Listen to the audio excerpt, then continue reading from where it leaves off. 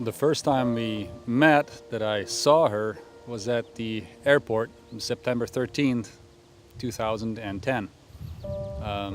I was employed with a motor coach tour company, and I was going to be the tour director for the second time to a trip to the East Coast. And Tina and her friend were on that trip. So the first time I saw her was at the airport when she just walked by and said, "Hello." And I said, "Hello." That was the first time I saw her. Well, my girlfriend and I have always wanted to see Anne of Green Gables and PEI and the Anne of Green Gables house.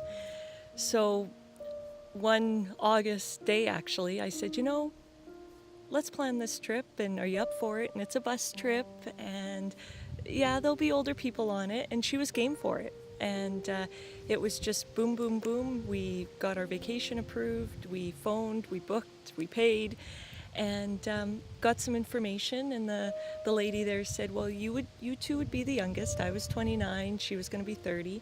And the next oldest person would be the tour guide. He would be about 46. Oh, okay. And so, yeah, we got there and flew to Ottawa. And Marcel is I met Marcel in the airport for the first time. I think he remembers more about it than I do, that first meeting. But yeah, we went on the trip, 16 days, and our relationship just grew from there. It was slow, and that was our first meeting, and then it grew from there. I was a little apprehensive of having two young women come on the trip. The first time I learned that because it's mostly seniors on these trips. And I got word that two 30-some-year-old girls, almost 30, had booked. And I thought, dear Lord, this is going to be trouble, because how are they going to fit in? I was concerned that there were going to be some little princesses shipped off to some kind of a trip because mom and dad wanted them gone or something. So I was very apprehensive. But when I saw them both come in, I realized, they're very down to earth, and Tina was pretty much what you see is what you get type of person. Jeans, no high heels. I was terrified of having walk around in high heels and not being able to go anywhere. No makeup, just no frills, and I thought, okay, this is probably going to work out.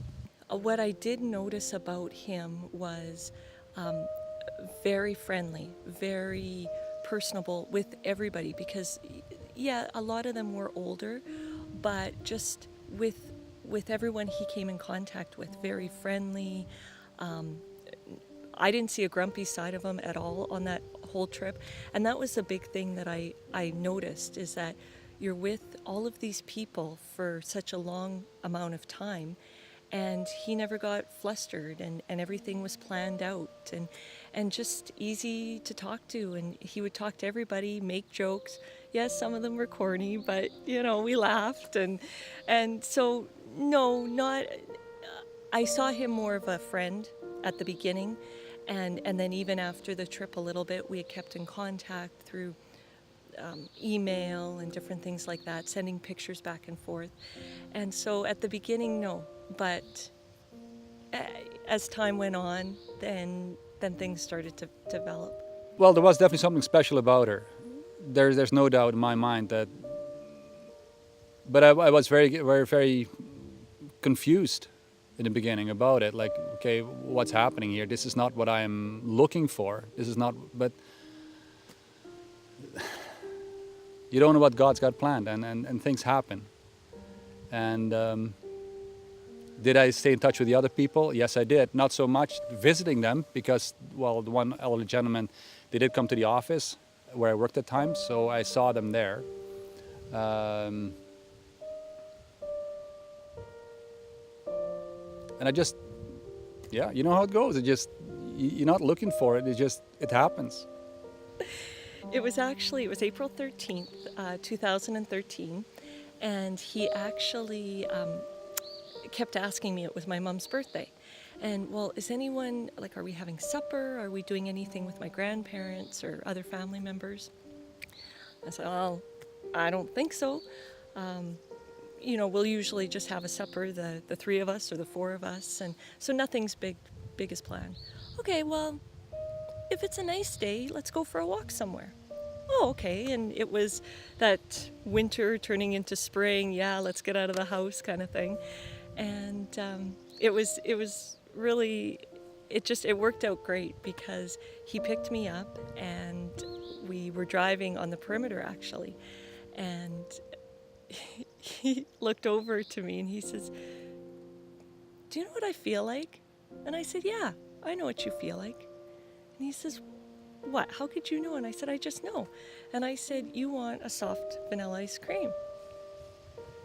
And he said, "Yeah, how did you know that?" And I said, "Well, I kind of want one too, but I didn't want to say anything. And I know there's a McDonald's coming up here. So let's go there and then we'll come and walk around St. Norbert." I had the ring with me. I just didn't know it was going to work out. I was hoping it would, that I would find a quiet moment. It was actually in this park here. But there was quite a few people around. I didn't want to propose with a lot of people around. I wanted to be alone with her. He brought me over to one spot and I was just looking around. And of course, we had talked about the whole marriage proposal. I had no idea when he was going to do it. I was brought my camera along and taking some pictures of Tina just as an excuse, and she had no idea. I think I saw on her face she was kind of hoping that it would happen that day. But as I wasn't alluding to anything, I could tell that she was a little disappointed. I can read her like a book, really.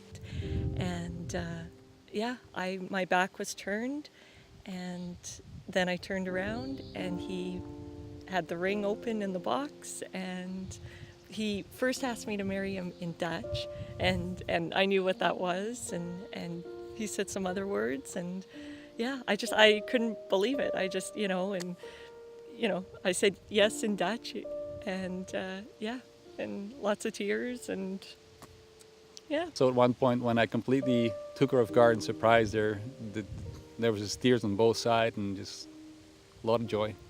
Yeah.